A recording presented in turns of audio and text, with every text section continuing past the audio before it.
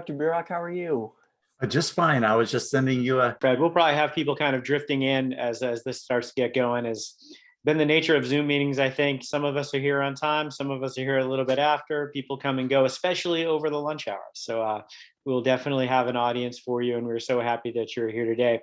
We're going to get started. Hi, everyone. My name is Don Saucier. I'm the Faculty Associate Director of the Teaching and Learning Center, and you are at one of our professional development events. As some of you may know, these happen every Wednesday at noon. They run noon to 1, and you can earn a certificate. If you're a GTA, you can earn a certificate. If you're a faculty or staff member, you can even earn fellow status if you're a faculty member. And we have all that information provided. I think Noah's just dropped the link in the chat, as he does on cue every single time. Next week's event is going to be a teaching chat. For those of you who haven't been to a teaching chat before, it's when we come and talk about whatever we want to talk about. I'll have some things that I want to talk about. I'll have some questions. If you want to sit back and just listen to the rest of us chat, that's completely, totally fine. If you want to come in and chat and, have your voice be used, that's awesome too. I look forward to seeing you next week. But before next week, we have a wonderful event today from Fred Burrack. Fred Burrack is our Director of Assessment. And if any of you looked at the K-State today, you know that it's not just about assessment at K-State he cares about. He is a national and an international champion for assessment.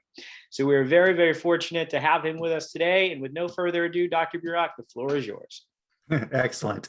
Again, I'm Fred Burrack, Director of Assessment. Shane Shelfpfeffer is the Associate Director of Assessment, so I put his name there as well.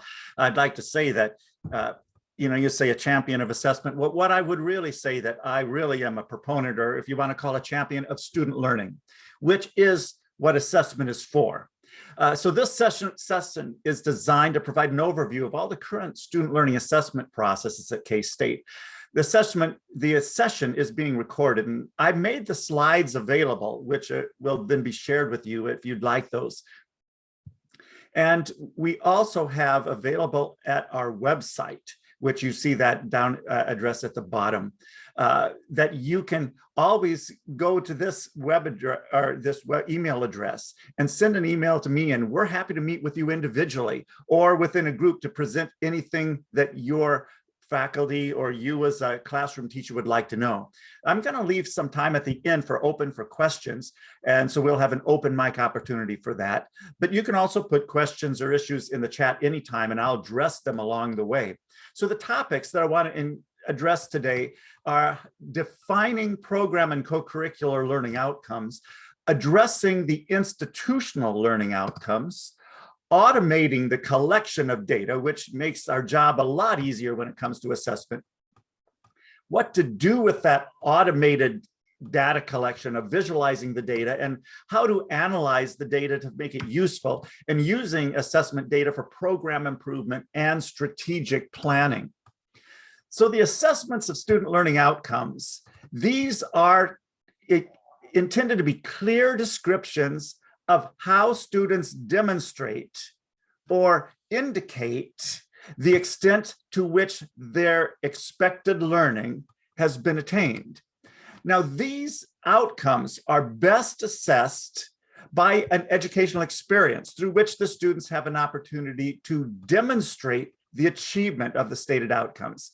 Now, sometimes this might be in the form of a test or an exam, but if the expectations of proficiency isn't demonstrated through an exam after they leave our class when they move out into the profession, then assessment is better measured by some type of process in which they apply their knowledge in a way that is authentic to the use of the knowledge beyond your classroom. Now, typically, the applications of learning come from the programmatic or co-curricular context. Whatever your program or your co-curricular unit has as for its purpose of students getting out of it, that's what the outcomes should be reflecting and come from. What we're striving to do is to find measures that can give us valid descriptions of how well the students are achieving toward that stated outcome, and demonstrating in such a way beyond the classroom context, and in such a way that the data that you receive from these measures can be used to guide the instructional and educational decisions that your program makes, and also the entire university makes toward higher learning. So in other words, the primary purpose of assessment is to expose the aspects of student learning that can be improved. In contrast to an evaluation, it's not an evaluation of your program. Assessment is intended to expose the aspects that a good program can be able to improve, ways that students are being challenged in their learning that can be addressed in our instructional or curricular processes. See, the way I look at it is teaching, learning, and assessment are three components to a single thing, which is student learning. They all work together to hold up the mission or the outcomes of the program and the institution. The culture at Kansas State University must integrate what faculty believe, what they know about the expectations for student success, and what they do in their teaching throughout the curriculum. So it all fits together and is all a necessary component to understanding what and why we're doing it. Now, one of the processes that contribute to the culture of assessment at Kansas State is in respecting the autonomy of learning. By that, I mean the autonomy that comes from each program or each unit. The type of learning and the expectations are not the same between every discipline. So the assessment process should not be the same. The primary focus of assessment at student learning occurs within the academic and non-academic programs, the student life units, and the support units. We're continually working to strive for higher levels of quality assessment that can reflect the learning that's expected of students across the institution. So each program and our co-curricular unit has a set of stated learning outcomes, which is their purpose, the reason they exist at the institution. Each program or unit defines what measures, what assessment tasks, and the measuring tool is used that appropriately defines the quality of achievement as according to the rigor of their program. These assessments then lead into reflecting the qualities of learning that address the institutional learning expectations for the undergraduate program, as you see here. The assessments in that middle column are what feed into the annual assessment reports. The institutional outcomes, which come from the annual assessment report, is what feeds into the academic program review and revitalization process. So this is all one important aspect that leads into the culture of assessment here at Kansas State University. Now, the way this fits into your curricular process involves identifying where the programmer in a co-curricular unit, where each outcome is introduced to the students, where throughout the curriculum in the different courses and experiences, the students have an opportunity to develop their competence toward the final assessment, which comes at the point where the students are expected to demonstrate program completion or credentialing mastery, if you would like to put that. And that's where the assessment comes from, to identify at the end point. Now, this doesn't always include every course or every faculty member, but it looks across the curriculum and identifies the developmental portion of how students get to the point where they can demonstrate the mastery. So the process looks like this. Each assessment task is intentionally selected by faculty in the program from the coursework and the educational experiences that are already integrated into their program. The students demonstrate degree credentialing competence within the curriculum process, within their assignments. The achievement data is collected quite often through Canvas and is reviewed by the program and their faculty in order to make instructional and curricular decisions. So this feedback goes back to the faculty where they can make adjustments to improve student learning. Once a year, the program sends a report to the Office of Assessment that then we provide feedback back to the program so that they can feed it back to their faculty. So this is an opportunity, a large peer review, and a peer feedback process. So this is the process in which Canvas becomes extremely useful. So let's talk a little bit about Canvas as a means for this automation of collecting achievement data. Understanding the hierarchy of Canvas is a fundamental understanding of how outcomes assessment works in Canvas. The faculty work in the course level. That's the place where they design their courses. That's the place where they communicate with students. They do grades, etc. But that is not where the outcomes are created. The outcomes are created in a level above that, in the administrative level, called the program level. There's a college level and institution level as well. They're created on the level in which all of the courses have access. Then the faculty go to those outcomes and bring them down into their courses to connect to assignments or different activities that they have to be able to get the scores for those particular outcome achievement. So when they are scored within various courses from particular assignments, those particular scores go back to the program and are disaggregated according to which outcome they're assigned, and that's how they're collected and then made available back to the faculty. Now, as we talk about this, I think it's important to understand about the student learning outcomes. The outcomes themselves address the knowledge, skills, and dispositions that are expected within that disciplinary context. We create these course outcomes, but the outcomes aren't what we assess necessarily. The outcomes are actually made up of multiple indicators, assessable criteria that feed in to give indications to the point which identify to which the outcome has been achieved. So what we are addressing and assessing in our programs are the component parts of each outcome that are indicators of the full course or program outcome that is to be identified. In Canvas, in a Canvas course, the outcome is connected or aligned with particular assessments or particular activities.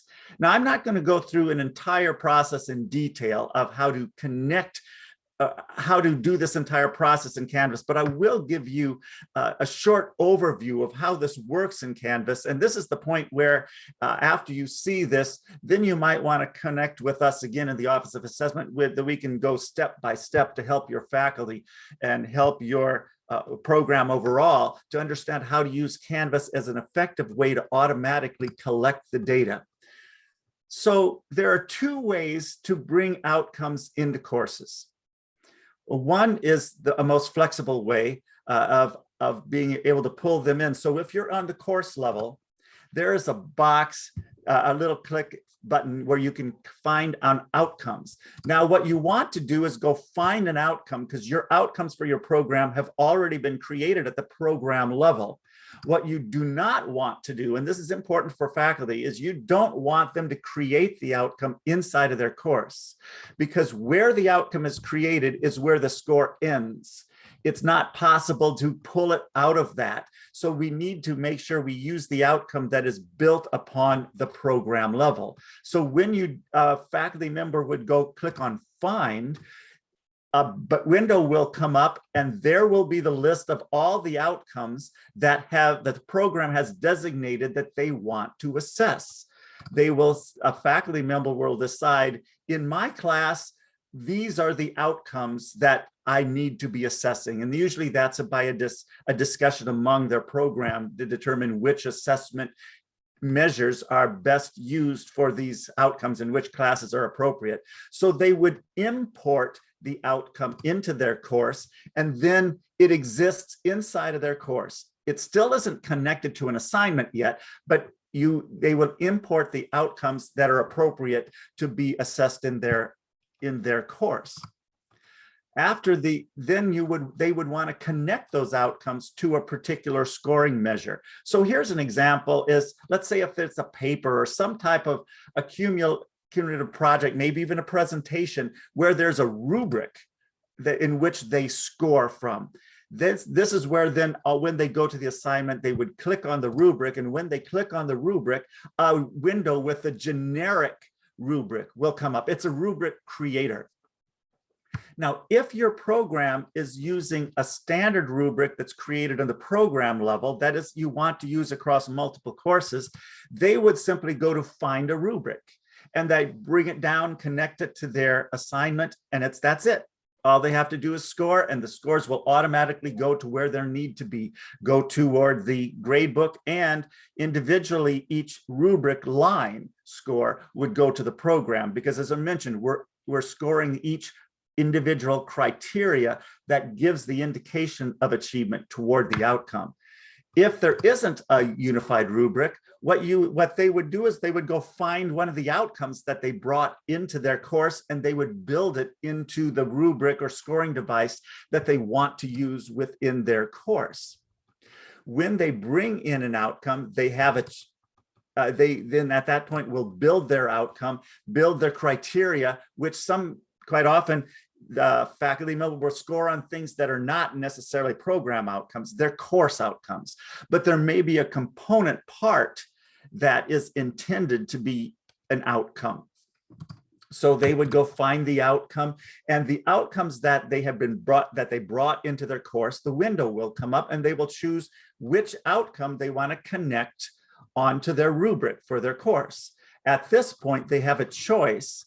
Do they want to use this criterion for scoring, which then that score goes to the gradebook, or they can uncheck it, saying the score from this will only go to the program. I don't want it to go toward the grade, which is fine. Either way, it's very flexible. So they would select the outcome, choose that point, and they would connect this all to their rubric. So at the end, a full scoring rubric will be created.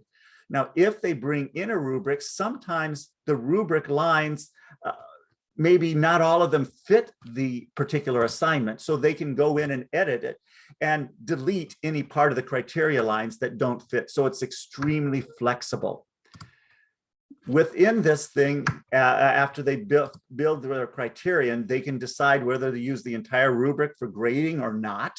They can remove the points from the rubric, and there's multiple ways you can manipulate it. So once again, I'm happy to work with your faculty to know how to create an assessment measure that works best for them as an individual faculty member. Once they have created a rubric, the rubric lines you brought in from the program will have a little target there. That means the scores from just this rubric line will go to the program, whereas the entire rubric will go toward the gradebook, which again shows the difference between scoring an assignment and scoring an outcome. We cannot pull assignment grades from Canvas. Mainly that's the ownership of that course. But what this does is it collects the score for the particular indicator of the outcome criterion that is used within the assessment process. Now, this process is also available for those who use multiple choice, selected choice responses. And just to very quickly, all questions within Canvas they build off of question banks. What most people have never gone to is this three little dots at the very edge, which goes actually to the question banks themselves. Okay. Looks like my thing is stuck. There we go. I'm going to go back now. When you go to the question banks, whenever a faculty creates a measure in their particular assignment, all the questions go into one big folder called unfiled questions. It's at this point where you'll want to align specific questions with an outcome. So the faculty would add a question bank. Let's say the outcome is for critical thinking. So they'll add the question bank and then go back into unfiled questions and decide which questions need to be aligned with that question bank. The way they do this then is select move multiple questions, and there comes all the questions on top, which are the questions in the test, and at the bottom are the different question the question banks you've created. So you created a question bank for the outcome of critical thinking. So you'd select which questions need to be aligned with critical thinking. And once you click on move questions, then those questions are aligned with critical thinking. They're not moved out of your test, they're simply aligned. So when you go into the critical thinking folder, that's the point you say, which outcome do you want to align this with? So at that point, we would select, here's another. You'd select to choose an outcome, and then you maybe choose critical thinking, import the outcome, and then any question that is aligned with this question bank, those scores will go to the program to identify how students have done specifically on the critical thinking questions. And this is how the data, it can automatically pulled from the assignment. So the faculty doesn't have to do two things, assess their assessments twice. Once they assess it for grades, then they assess for the assessment process. It can all be done in one consistent movement. When we bring this out of Canvas and into a program we call Power BI visualizations, this is where the data becomes useful for analysis. So as you see, here's one of the visualizations that we will create for your program, which combines all the indicators of a particular outcome and shows the percentage of students that reach each of those particular levels, which are designated by the program. These can also be disaggregated into the component indicators for each of the outcomes. And as you see here, when you're able to disaggregate between each of those indicators that you've assessed, then you find out that they're not all equal. Students find difficulty with specific indicators, which then gives us more information of how do we address our teaching or our curriculum to help students achieve at higher levels in the specific areas that they're having challenges. We also provide each program with a graphic format showing every indicator that is addressed across their program and showing you from what the students are finding most difficult down to what the students are doing the best at. This also helps to look back across the programs, in this case, calculation, which are the courses and which are the assignments that students are addressing calculation, because the assessments which you are giving them within their courses, they're showing they're finding the most difficulty in that particular indicator. We also provide this data back to the program in a table format. So some programs like to see all of the data all into one place. So that, again, this is an automated process. It comes out of Canvas, it goes directly into these tables, and within one day after the point where the exam is given, or the test is collected over across multiple courses, these automatically fill up and are reflected on a daily basis. So this is the a template that we have created for all programs. So in other words, the data is pulled out of Canvas 3 times a day, and once a day, these tables and graphs are updated to show the current status of students' achievement according to the outcomes. And it's also connected at the bottom to the student information system, which then is able to show you as your faculty in your program, the percentage of students that fall into each of these categories: the gender, first generation, ethnicity, transfer, ACT, and any other thing that your program may find useful. These are also interactive. So I'm going to show you an example of analysis of how you can use these assessments and these graphs to be able to get down a little bit deeper to understand students' learning a little bit more than you can do with grades. So here's an example. It comes from music education, and one of the outcomes that they have is pedagogical skills. And you see that they have 6 indicators that they are assessing across different components. And as you see here, that the students are having most difficulty with this particular indicator, and we get the graphic format. But let's say we want to filter it down now by gender. Let's say we want to click on female. Now this has filtered everything out. We see the comparison of male to female. And now we have a different view of the data. If you see down in this right-hand side, we see that the women in this particular, the females, are outscoring the males in every one of these categories. Now this gives us something to think about. Is there a possibility that there is some educational challenges that need to be addressed within one of the genders, or is it possibly attitudinal? So this gives an opportunity to uncover some of the aspects of student learning that isn't always easily available in a grading scheme. We also may even look at the bottom, we look at the percentage of aspect that more of the female population are they're more in the female population, they're first generation than are the male. So in other words, you can see the comparison between each of these different groupings and then be able to uncover questions that we need to be asking ourselves.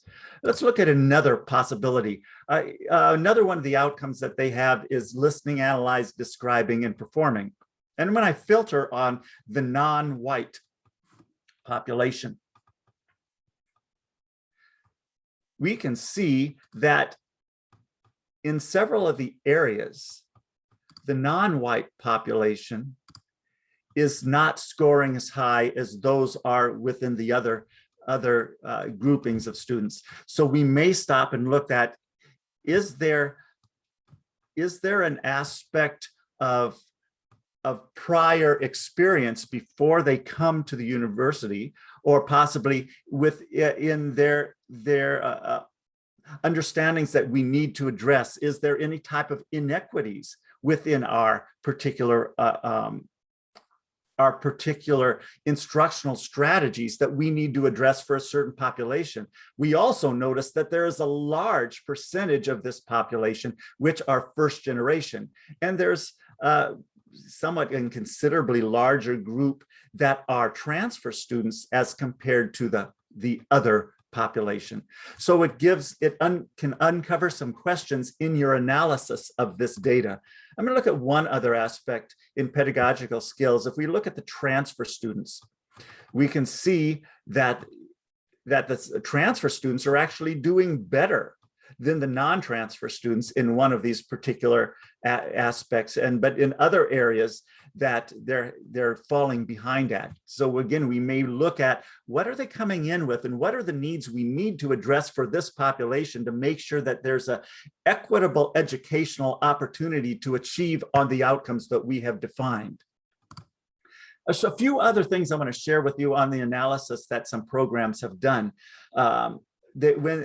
This example right here is an example where they have asked the students their opinions on how well they're doing on particular outcomes.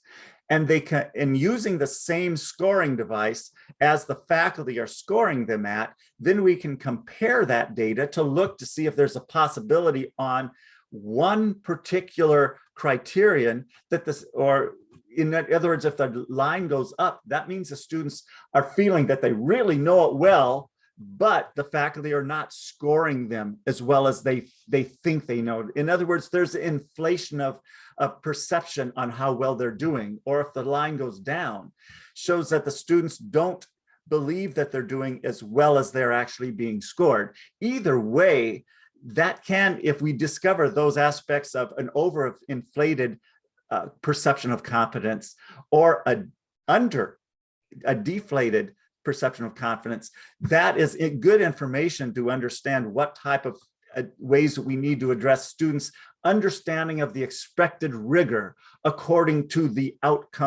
learning outcome expectations of their program.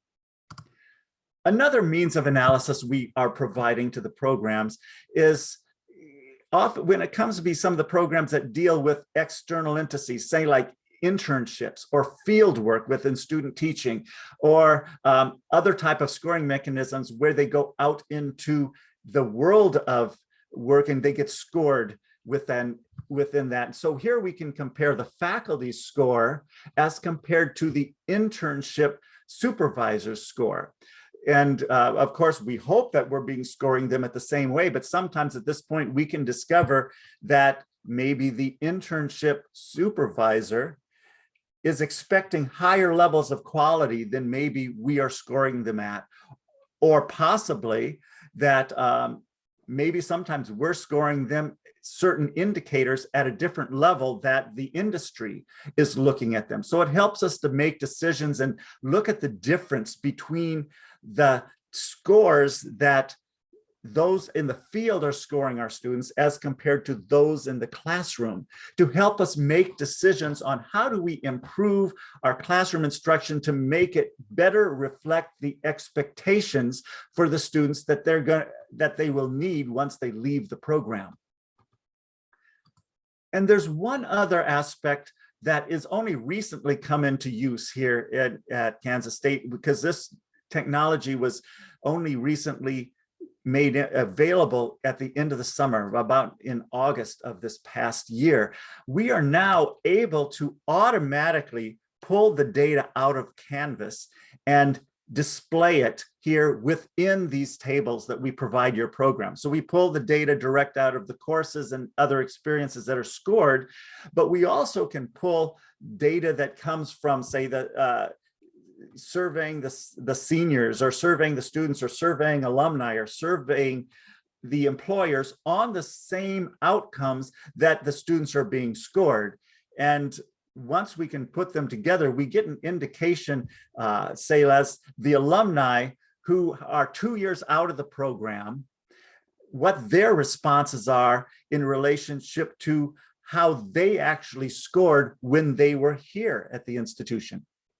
So there's multiple ways we can look at, build an assessment process that provides you with ways of understanding student learning that are just not attainable simply by looking at scores that come on in assignments and grades. Those are valuable things, but we have to recognize that an assignment score is actually an average of multiple outcomes. It's very seldom does one assignment only score one aspect of learning. It scores multiple things. When you get an assignment score, it has all those different components averaged together in a score. Then when you get a course grade, you take all these averages of outcomes and average them together in another average. And then a GPA is an average of averages of averages. What assessment does in this process is look toward each identifiable component and see how they're doing for each of those indicators. So it's a disaggregation process rather than an aggregation process. So assessment at Kansas State is gradually becoming more integrated into the educational experiences and the instructional practices to provide valid and current data through an automated process that can guide continuous action decisions and can be used to support the long-term strategic planning within your program or your college. So this is a good time then to open it up to any questions that you have relating to the assessment process, how it works at Kansas State. But before we do that, I do want to let you know that on February 10th, we are going to be having an assessment showcase, which the faculty and program directors from programs across the institution are sharing some of their processes and how they're making this happen for their program and the effectiveness that they're finding in it. Okay, so let's open this up to any questions that you might have. You can throw them in the chat or open up your mic and just ask them.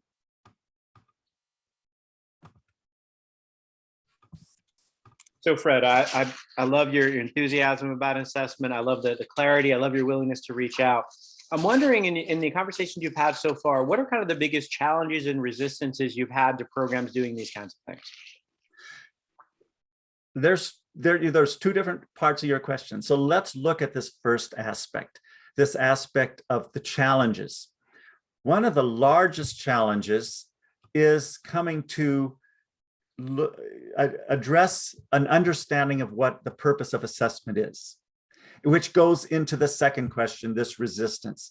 Many times people resist assessment. One is because they look at assessment as an evaluation. So if I don't show high scores, they're going to look down upon my program. or they're going to think that students aren't assessing or aren't learning very well. The challenge is to shift that around to recognizing that a good assessment process exposes challenges. If an assessment process is identifying everyone's doing at the very highest level, then the assessment process isn't working. So the challenge is restructuring our concept of the assessment intending to expose things that we don't normally see. Now, another challenge, and comes in resistance again, is saying, I already assess my students in my class. I already are doing all this work. Why do I have to do it again for an assessment process? I can get that, I got a grading system already. Again, that comes with a misunderstanding and a former process before all this automation comes, where faculty actually used to have to do things twice. They score all their assignments in their courses, and now I gotta get scores again and give them to somebody else, and it's a whole manual process, which is extremely onerous. The problem with that traditional way of an assessment and evaluation in that way is that it hadn't been respecting the work that faculty are doing right into their classes. The faculty are the experts. They know what learning is, and they know how to assess learning. The problem is, if you're not taking it directly from those sources, then it's not respecting what's already happening.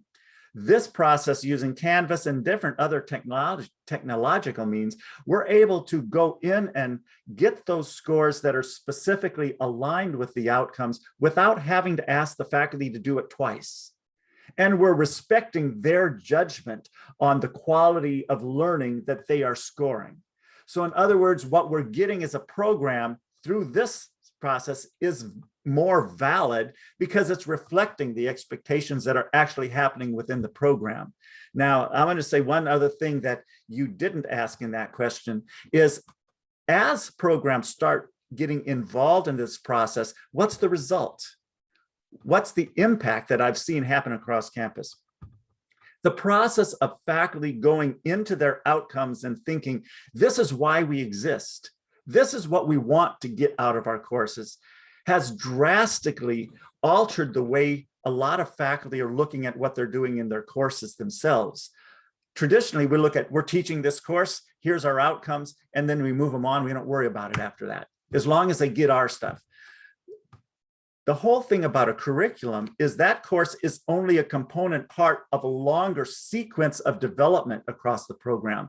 I have seen many programs, once they start looking at the outcomes, looking at these outcome results, start rethinking, oh, this is where my course fits in. In the next course, they're struggling with this. Maybe I better shift what I'm doing in my course to help prepare them for better or higher levels of achievement. I believe every faculty here has the students' best interest at heart. They're teaching because they want their students to learn.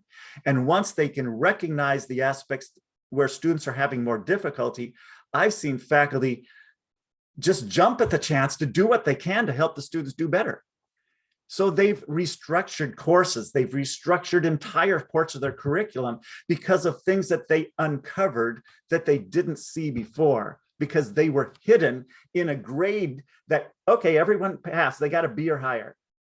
Well, within that B or higher, there's certain components that they're struggling at, but we can't see it. So I've seen a huge adjustment and improvement, if you want to put this, of attitude. Aren't very many programs that look at the assessment process that I know of that are looking at this as negative. That has been a huge shift across campus. Thank you, Fred. I appreciate that. So I just wanted to ask a question about the getting started process. You had mentioned that the outcomes are built at the program level. And then is it my understanding that the instructor at the course level will then go in and it should be tied into that course? That is correct. I will add a few little caveats into what you just said. Most of the outcomes that programs used are all built on the program level. There are some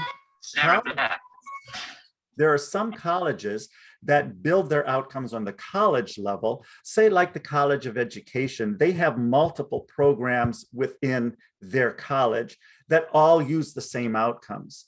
So they have decided to put all their outcomes on the college level. So every course in their college has access to these outcomes to use them wherever they want, wherever they feel necessary.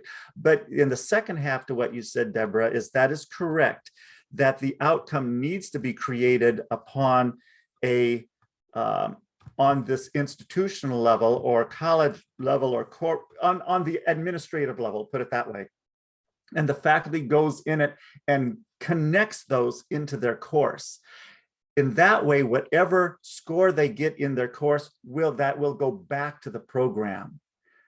I'm going to say the other side of the picture. If an outcome is created inside of a course, that is the endpoint of where the score goes.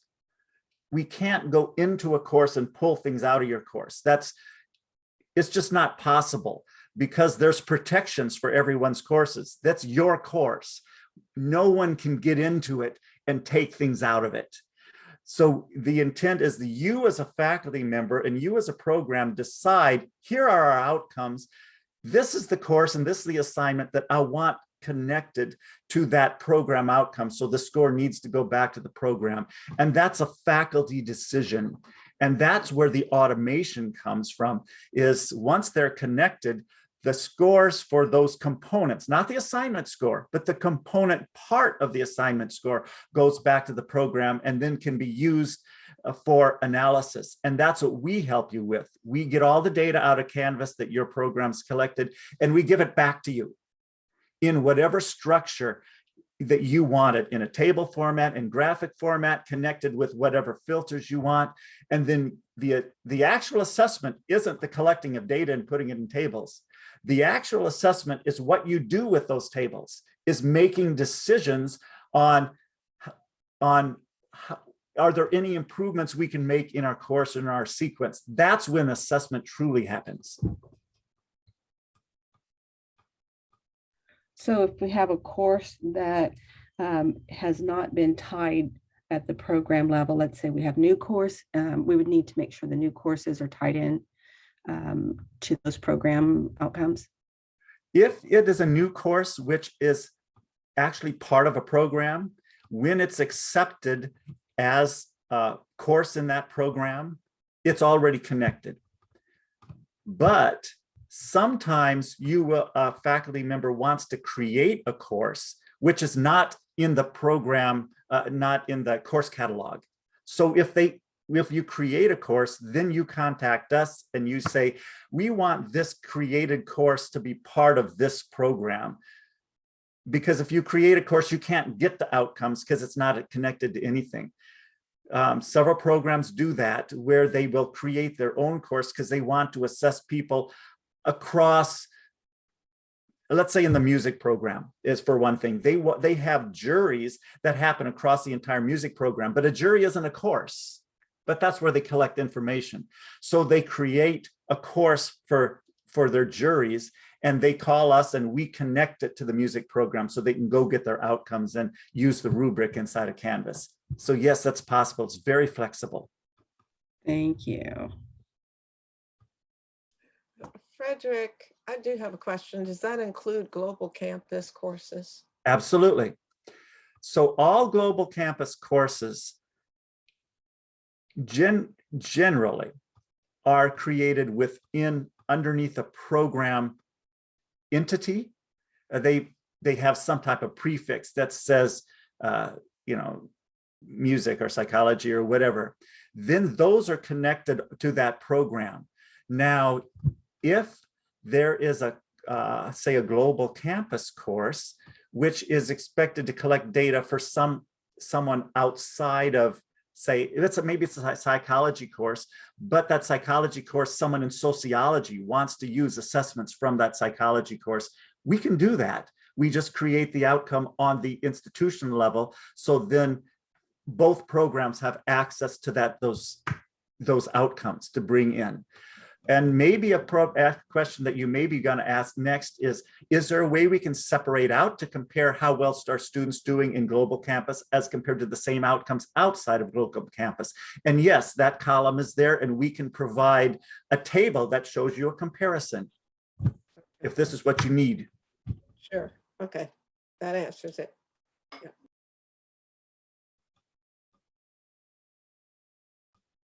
Any other questions?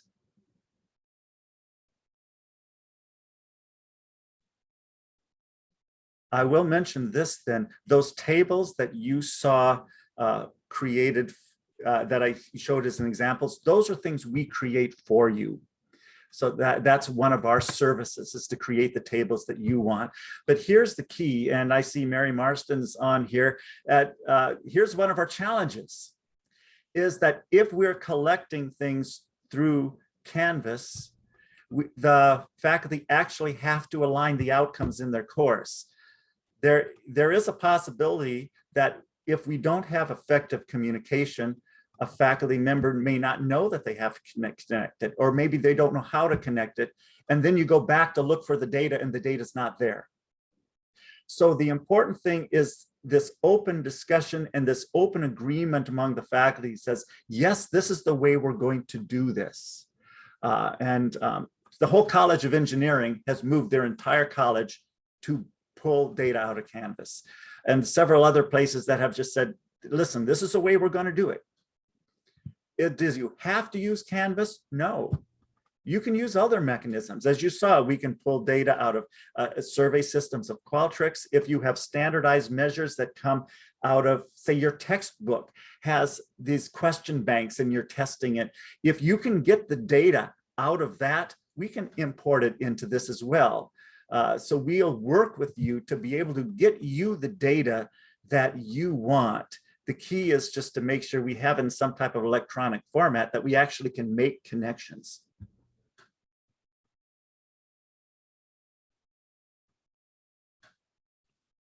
So Fred, a lot of this has kind of been focused about how we can do this in Canvas, how we can store the data, all the wonderful things we can do with that data.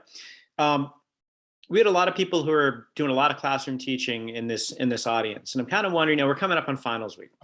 And I'm kind of wondering if there's any kind of recommendations that you can give to all of us in terms of things that would impact our classroom teaching to make the assessment process more successful. Because as you've talked about, I love the metaphor, the teaching, learning, assessment are the three legs of that stool.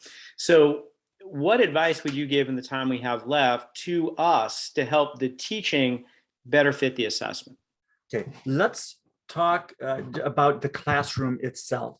This process that I was explaining for the entire program, you can do this just with inside a course itself. And if you, in other words, you can create these outcomes inside your course and to be able to have all of this data visualized and get it in this way just from your course. That's possible. So transfer everything I showed the programmatic wise, we can help you do that with inside of your course. I'm going to give you an example. Our flute studio, we have all the studios in music and everyone, can be across the program, but she took all of her independent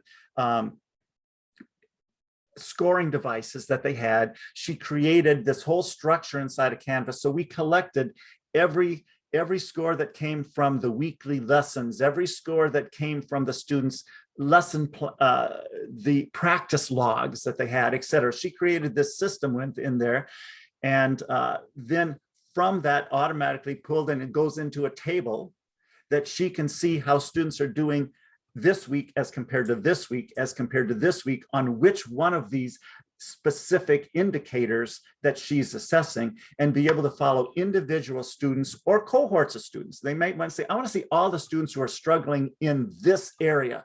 So it'll filter those out and you can see the students that are having difficulty. There is such a thing in Canvas called an outcomes grade book, which gives you, instead of gives you the scores on how they're doing assignments, they give you the scores on how they're doing in each of the component parts that you're assessing within those assignments. So there they give a mechanism with green, yellow, red or dark green, light green, yellow, red, and you decide what level is they're being challenged, what level is not doing well at all. And so you can look through according to the rigor that you have set up in these outcomes to which students are having trouble when, on which day, in which course, from which assignment. And there also is a student outcomes gradebook where they can go in and look to see which of the outcomes they're struggling with and what assignment that came from. Now, this isn't what I just explained, but it's using the very same technology for an internal purpose within an individual course. And these can be tied directly to the entire program as well. And I appreciate all of that. The issue that I kind of have is that a lot of that sounds kind of responsive, right? We get the assessment, we use the assessment as feedback to inform our future teaching practices.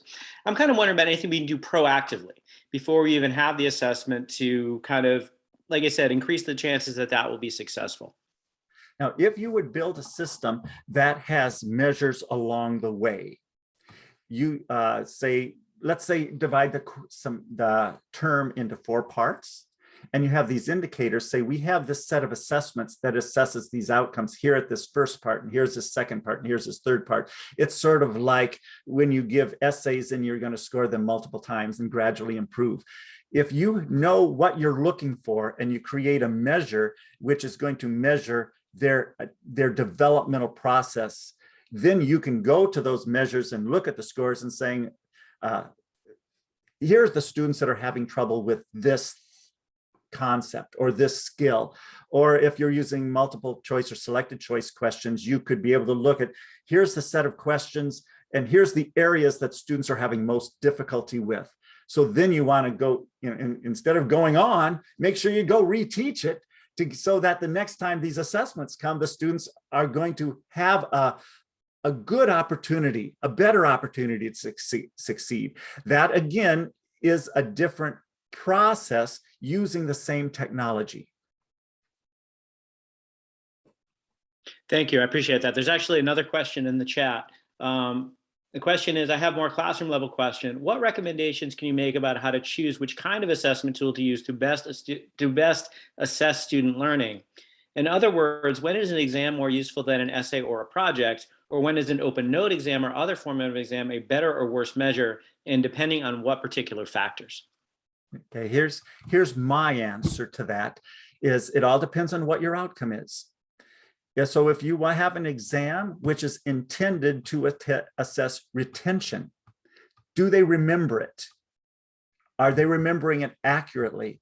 And your intention is that they will be able to recall information, then that's a good assessment.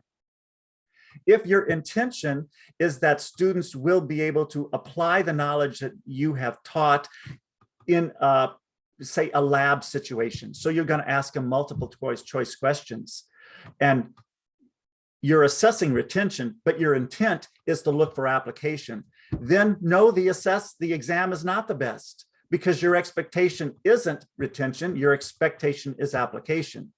So the first question is, what are your outcomes? What do you expect students to demonstrate? Your assessments should be that demonstration of what the outcome expectation is. Now, we also have to look at things like exam aspects, or not exam, sorry, the essays, or sometimes we're looking for a particular outcome, say application of knowledge and critical thinking, but it isn't what we look in there is sometimes not that, it's probably the problem with writing. So maybe they are thinking critically, but they can't write it well because they're struggling with written communication aspect. So the important thing is when you're designing an assessment measure that we're able to disaggregate written problems with written communication or oral communication separately from content, separately from critical thinking. So we are more authentically able to get a score that reflects the challenges students are having. So then we can address those challenges because they're different between each of the students. If you're looking at projects, once again, if your intent is to put things into action, then the assessment has to be from action. what the students are doing. So it all falls back into, have you defined what learning looks like according to your expectations, according to your outcomes? And so that comes with validity. You know, if you can have an extremely valid test, but your outcome isn't reflected by that test, it doesn't matter how valid the test is. The results you're getting from it are not valid according to what you're looking for.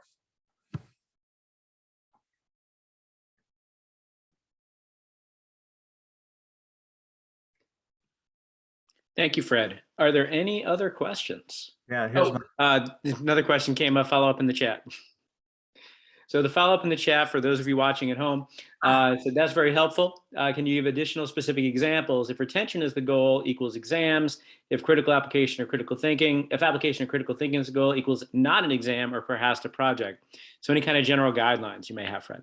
Yeah, I will say that just don't, here's a guideline, is don't make generalities about exams, because exams can be very applicable. Exam questions can force and clearly demonstrate critical thinking. There are many times projects don't show critical thinking application because you're giving them every step along the way. So I think the key is look at the process through which the students are going through as they are completing the exam or the project, and to see if those steps reflect the steps that are expected in the process of your outcome. Then you also want to look to see whatever measure you have. There's two things. There's the assessment task, which is the exam or the project, whatever. There is also the measure you are using. So if you have say a project which involves a process, it's important to find a measure that measures the component parts of the process. And I'm going to give you one specific example of that. I'm going to use from music because it's just easier for me to come by with that since I'm from the music department. But say we have a performance. Here's our project. We have to perform a thing. So we give them a piece at the beginning. Well, in that process, they have to be able to analyze the piece to determine what's difficult and what's not difficult. And they have to be able to recognize where their challenges are so they know what to practice. And once they practice, they have to make decisions on it's good enough or it's not good enough. So there's the evaluation process. And there's that performance at the end. And within that is a whole set of interpretation, making expressive decisions. Now, if a student struggles at analysis and they don't really know what to practice, so they're always practicing what they can do well because they haven't figured out what they can't do well, we can't judge that, well, we can judge that performance, it's not very good at the end, but the problem isn't the performance. The problem is an assessment, analysis, or self-evaluation or whatever. So if it involves a process, we need an assessment measure that measures the component parts of the process. So then when we get information back, we have sufficient information, sufficient documentation of where the problem exists so we can help the students lead towards success. Because the goal is that every student has the capacity to succeed. We want to find out how to get them past those challenges. So no, I wish I could say, Melissa, that there is one answer to your question, but it's different in every situation, but it's the thoughtfulness behind it, the assessment and the measures that we put in. Thank you everyone for joining. I hope I haven't taken too much of your time, but I invite you at any time at all to come talk with us if you have any questions about program assessment, course assessment, whatever. We're willing to help create a system that is going to give you back the information that you need. Dr. Burrack, thank you so much for sharing your thoughts about assessment, the wonderful tools that we have at our disposal. Please join me in thanking Dr. Burrack. He has been kind enough to give us his materials. We will post them on the TLC website. We'll also be posting this for asynchronous viewing on our website as well. So if any of my colleagues would be interested, they can watch this at their convenience. I'll also remind you, this is part of our professional development series every Wednesday at noon. Next Wednesday, we'll have our last event of the semester, and that will be a teaching chat where we'll come and talk about whatever you want to talk about as it relates to teaching, learning, and potentially assessment. So thank you all for joining us today, and I hope you have a wonderful end to your semester.